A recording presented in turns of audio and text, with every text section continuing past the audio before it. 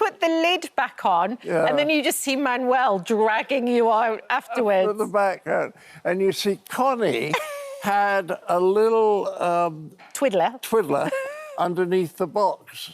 So she could turn the rat. It was wonderful. Because that was animatronics back then, John, wasn't it? Yeah. The rat could actually turn to the food inspector and look at him. The lovely thing, just watching that clip, that you know inside out, you're watching it and you're still laughing. You can still enjoy the humour. Yeah. But that's, I don't know, there's something about farce. You see, if it's just funny lines... then you kind of get to know them. And they might be a catchphrase, but they don't make you laugh anymore. But bits of business, like when Basil brings back the duck and he opens the thing, you know, and it's this awful raspberry, and he puts the thing back on as though something might happen to make the situation it's going to get better. And then what I love is he goes into the, just in case there's a duck.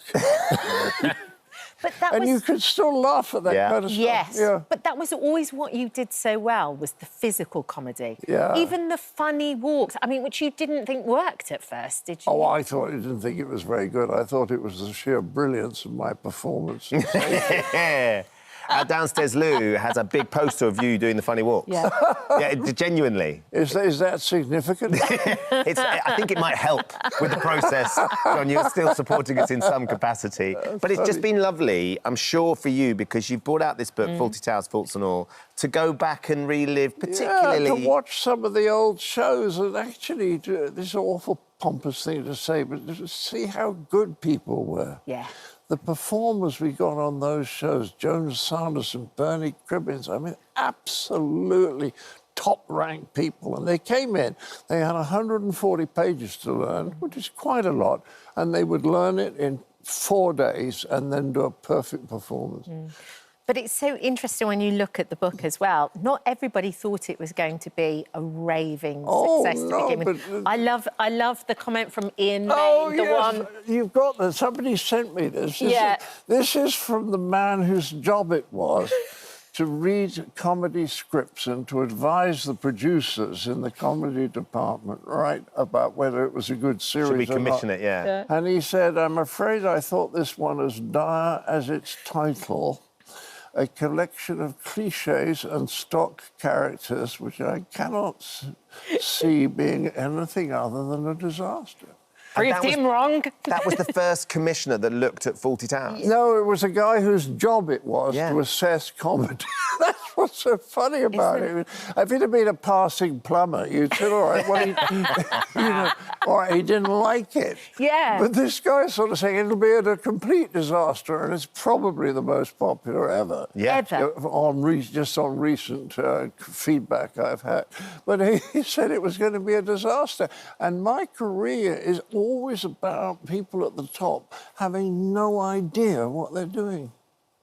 Well, one of the funniest films ever made, number 6 funny film ever made, Life of Brian. Yeah. They wouldn't give us $3 million miserable dollars to make it. Wasn't it George Harrison? He remortgaged his house. Remember when Eric Idle came in and he was telling us about it? And he remortgaged his house. So it was quite extraordinary. I mean, we thought we were not going to make that film. Yeah. Which is now the 6th most popular funny film ever. And because we couldn't get the money from the studios. And George read the script, fell out of bed laughing, and said, I'll put the money up. And Eric said, I just love this so much. Eric said, but this is wonderful, why? And he said, I want to see the movie. Oh, brilliant. What a smasher. Yeah, absolutely. And I think one of the things as well, watching those clips from Fawlty Towers, and we've all been going back over them, knowing that you were coming in. Yeah, of course we have. The sad loss of your really good friend and co-star, Prunella Scales, more recently. I wonder what your memories of working with her on Fawlty Towers were. Memory, but you see, she was a star before anyone had ever heard of me. She was doing, with Richard Briers, The Marriage Lines. She was 7 years older than me, you see. And she was a big star and incredibly accomplished. She could do anything. And when I was watching her in clips, I mean, the performance is so perfect. When I'm in the cupboard Yeah. You know what I mean? And you can just see the one finger around the door of the cup. And if you just watch the way she plays that, it's perfection. Yes. And you see, the sad thing about our business is you work with people and get very close to them, and then you sometimes hardly see them again. Not for any reason. Well, you know, she lives south of the river, and I've never dared go down there. And I was sat next to her about 10 years ago, and hadn't seen her for a bit, and she asked me the same question 6 times.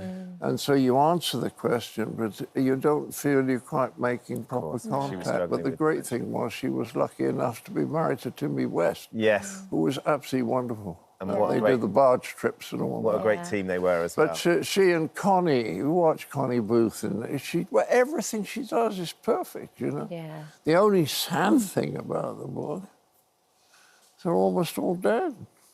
But we can still enjoy it, Yes, John. absolutely. Yeah, you still enjoy it. But I got a little depressed at one point. Did you? Well, I looked at one. There was one young man, a boy called Trevor Adams, I thought was absolutely marvellous.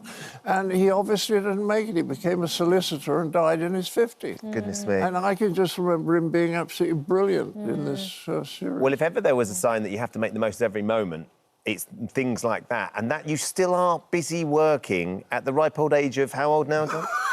86. 86, you've been on... It seems worse than 85. 85 seems to be kind of manageable. Well, look, the reason I say it is because you've created a documentary about the most recent tour you've been on. Yeah. I've got a little clip of you still working your socks off at the very young age of 86. Here's John on tour. I'm John Cleese. I'm 85 years old. I have 2 replacement hips, a replacement knee. Okay, I'm just a bit creaky today, so I'm deaf here now. Then I've got a pacemaker, lenses here, and I had 3 hair transplants. So I'm hoping not to die while I'm on tour. 23 shows, 5 countries, 30,000 people. It's exhausting, it's ridiculous, and frankly, it might kill me. Fortunately, it didn't kill you. What I like about it is that, you know, when you're well-known, you sometimes don't really know what people think about you. And I have a friend called Matthew Syed, a wonderful writer. Journalist, I said to him the other day, what's my problem? And he said, well, people on the right think you're on the left, and people on the left think you're on the right. And that's because of the portrait that's been paid by newspapers over the years, which have not been very friendly a lot of the time, because I criticise our newspapers, which are, of course, absolutely awful. But I think if we can get people in to see this, they'll see a side of me that they've never seen before, like chatting to the Dalai Lama and eating a lot of cheese. You do love your cheese. You do love your cheese. I love my cheese. And your cats. You have enormous cats at home. I have 2 cats that are bigger than this one. Yes. Yeah. They are absolutely massive. Absolutely. Are they supposed to be that big? But, yes. OK, that's a relief. Oh, yes. I think they were originally called Maine Coons because they were bred in the state of Maine up in the north. Right. Cold, so they're very, very furry. And they were kept to frighten off raccoons.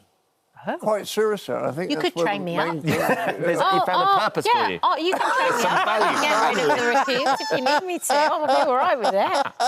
It's all right. Put me to work. They're about time. John, thank you for popping in and seeing us. Can I just say that if people want to see this, it's in the cinema. Yes. And they have to go to johncleeseincinemas.com. There you go. Because that'll give you the list of the 500 cinemas that it's in. And it's from the 13th of November. Yeah. Yes, that's right. That's for that. And the book, yes. Fawlty Towers, Faults and All, is out now. And if people like the TV show, they're going to like that. Oh, there's so much in there. And hello. Thank you for visiting our This Morning YouTube channel. We upload tons of new content every single day. So hit the subscribe button, like all the videos, and don't miss out. We'll see you in the morning.